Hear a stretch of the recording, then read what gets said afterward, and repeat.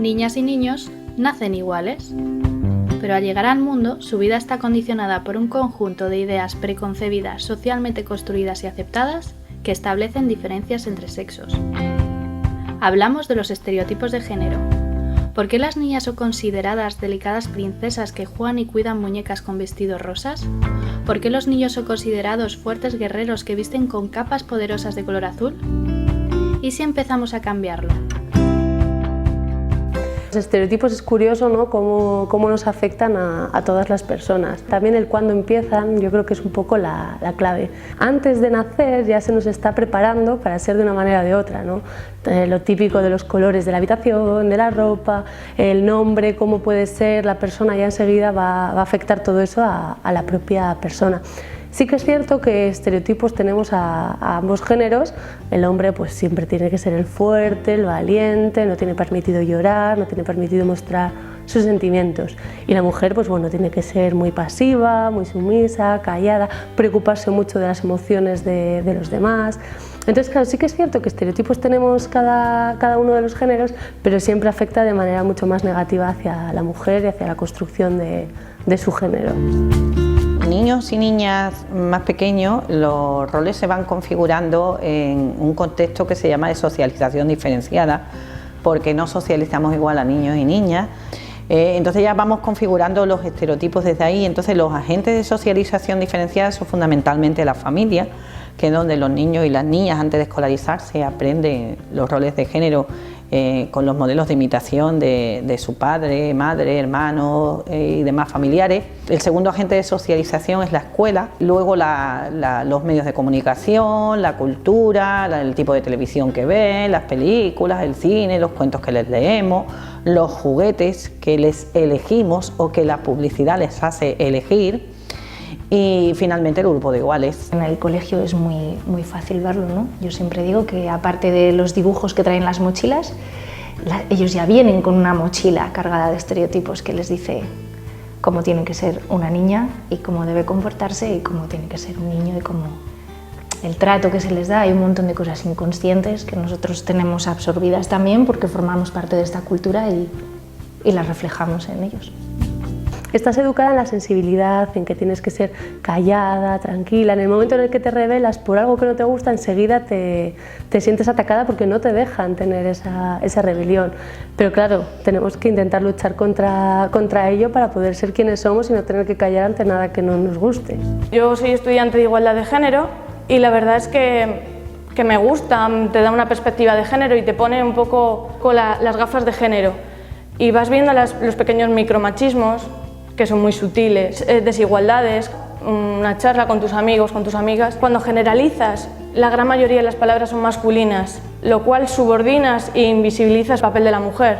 El lenguaje es uno de los temas más complicados de trabajar.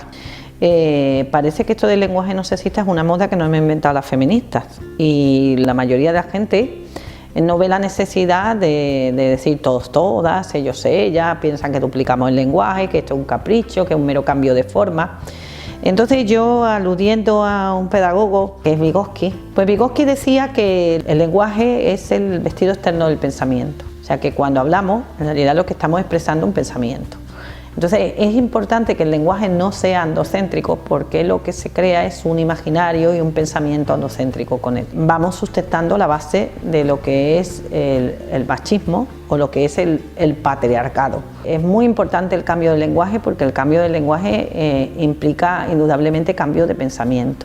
Y porque además el lenguaje invisibiliza a las mujeres y lo que no se nombra no existe, no tiene protagonismo social, no tiene relevancia. Asimismo también es muy importante el efecto Pigmalión, que hablamos mucho en educación de él, de cómo al final una autoprofecía cumplida, ¿no? El momento en el que tú tienes una construcción de cómo va a ser, unas expectativas de ese niño, de esa niña, de cualquier persona, enseguida focalizas unos refuerzos diferentes según lo que piensas. Al pensar que una niña es delicada, tú le vas a potenciar que sea delicada, mientras que a un niño, si tú potencias que sea fuerte, claro que va a ser fuerte porque lo estás potenciando tú. Entonces todo eso es muy importante, el cómo lo construimos nosotros y nosotras y se lo proyectamos a los peques en este caso.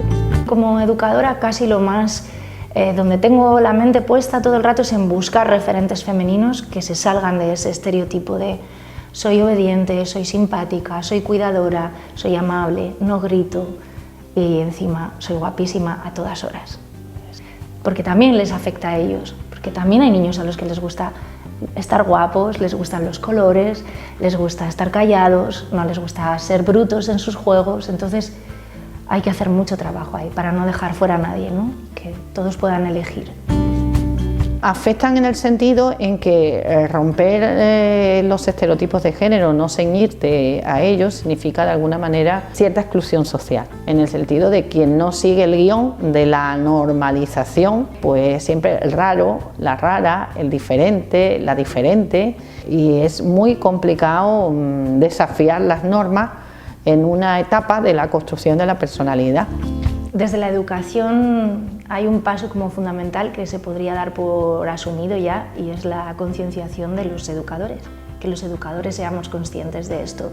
Y yo creo que ahí no se ha hecho todo el trabajo que se debiera, aunque parezca que, ¿no? Mi sensación a veces cuando se habla de igualdad en educación es que a veces son conceptos, son ideas, es como una voluntad de ello, pero que queda sobre el papel y que luego no se traslada siempre a la práctica diaria. Hay muchos profesionales que sí lo hacen, pero yo creo que falta formación específica, y creo que tiene que ver también, cuando se habla de igualdad, al final en casi cualquier institución social, es algo como eso, se da como por asumido, se da como todos apostamos por la igualdad, todos creemos en la igualdad, pero luego hay pocas iniciativas o experiencias o trabajo de formación que se lleve adelante. Bueno, lo clave para poder cambiar todos estos estereotipos y cómo nos afectan es el feminismo. A través del feminismo conseguiremos una sociedad plena en la que cada uno y cada una pueda ser como quiera.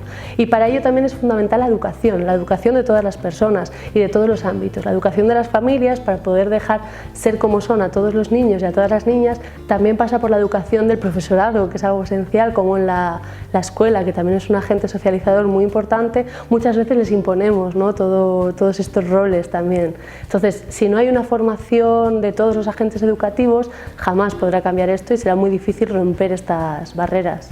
Espero terminar ahora el instituto dentro de un año y poco, entrar en una universidad, estudiar mi carrera y obviamente conseguir un trabajo en el que sea valorado mi trabajo. Estamos viendo hoy en día que la mujer, por ser mujer, no se valora su esfuerzo y su trabajo tanto como al hombre, con lo cual espero que cuando a mí me toque ya hayamos podido avanzar un poco en eso.